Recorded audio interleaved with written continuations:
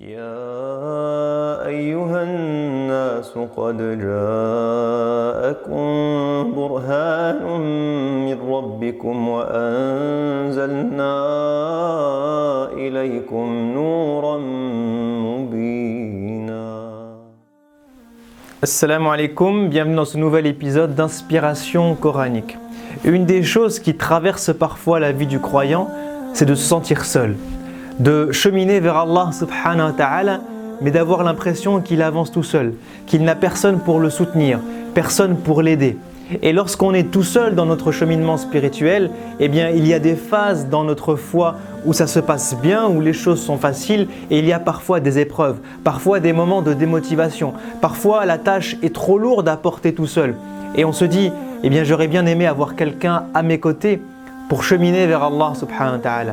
Et une des choses que nous apprend le Coran, eh bien c'est que la compagnie est très bénéfique dans le cheminement spirituel. Parfois, elle est même indispensable parce que c'est très compliqué d'avancer vers Allah subhanahu wa ta'ala tout seul.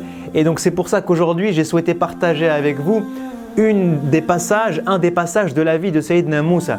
Lorsque Sayyidina Moussa reçoit la révélation venant d'Allah subhanahu wa ta'ala, lorsqu'il apprend qu'il devient prophète et messager, lorsqu'il voit la lourdeur du message qu'il va devoir transmettre et la lourdeur de la tâche qu'Allah subhanahu wa ta'ala lui donne, eh bien tout de suite, un de ses premiers réflexes, c'est de demander une assistance, de demander à Allah subhanahu wa ta'ala de ne pas être seul dans ce travail, dans ce cheminement, dans ce projet qu'Allah lui demande. Qu'est-ce qu'il dit à Dieu?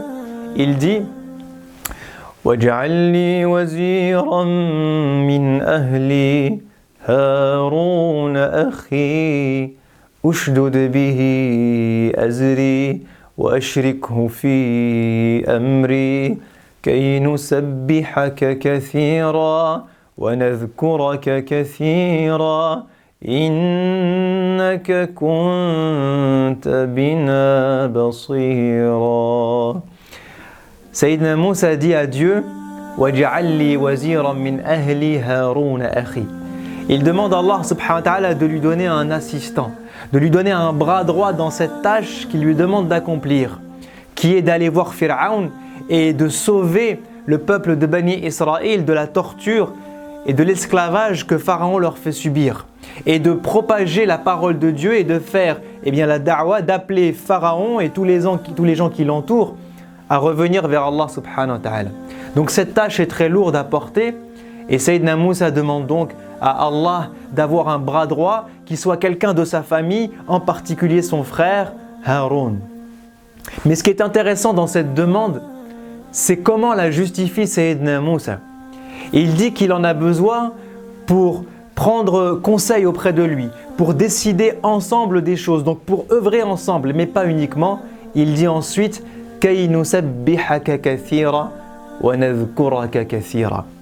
Sayyidina Moussa est en train de dire à Dieu qu'il a compris que pour avancer vers lui, pour cheminer vers lui, à deux, on est 10 fois plus fort qu'à un. Et que si j'ai envie d'avancer vers Allah subhanahu wa ta'ala, de l'invoquer régulièrement, de lire le Coran régulièrement, d'aller à la mosquée régulièrement, de travailler dans un projet associatif, de faire des bonnes œuvres, des maraudes ou de projets de mosquée ou etc. Le fait d'avoir de la compagnie, le fait d'avoir des gens qui me soutiennent, qu'on se serre les coudes tous ensemble, va m'aider à aller vers Allah subhanahu wa ta'ala. Et ceci va m'aider non seulement dans la mise en place de mes projets, mais aussi dans l'éveil de mon cœur. Puisque Sayyidina Moussa lui dit كَيْ نُسَبِّحَكَ كَثِيرًا وَنَذْكُرَكَ كَثِيرًا. Si nous sommes deux, on se rappellera beaucoup plus souvent de toi. Parce que si l'un oublie, l'autre rappellera. Si nous sommes deux, lorsque nous te ferons des louanges, lorsque nous aurons des moments, ça décuplera nos moments d'invocation. Lorsque nous sommes deux, nous avancerons ensemble vers toi.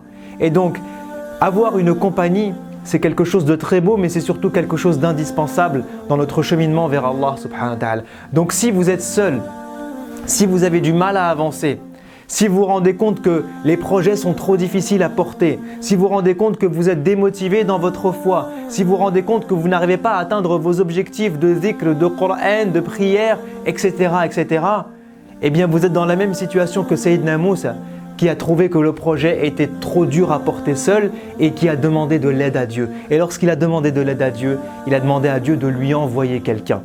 Et là, il y a une autre deuxième source d'inspiration dans ces versets. c'est de prendre conscience du fait que celui qui nous envoie les gens que nous rencontrons n'est autre que Allah subhanahu wa ta'ala. Celui qui nous envoie les gens qui vont nous soutenir n'est autre que Allah subhanahu wa ta'ala. Celui qui nous envoie les gens qui vont cheminer avec nous et qui vont être notre bras droit ou qui vont être solidaires avec nous et qui vont invoquer Dieu avec nous n'est autre que Allah subhanahu wa ta'ala. Donc plutôt que de chercher autour de vous, demandez à Allah de vous envoyer la bonne personne. Demandez à Allah de vous envoyer les gens qui vont vous aider à éveiller votre cœur, qui vont vous guider vers la lumière de Dieu subhanahu wa ta'ala, qui vont vous montrer la voie, qui vont vous soutenir, qui seront là lorsque vous serez plus faible, qui seront là lorsque vous allez tomber, qui seront là lorsque vous aurez besoin de motivation. Levons les mains au ciel et disons « Ya Allah, envoie-moi les personnes qui vont m'aider à cheminer vers toi.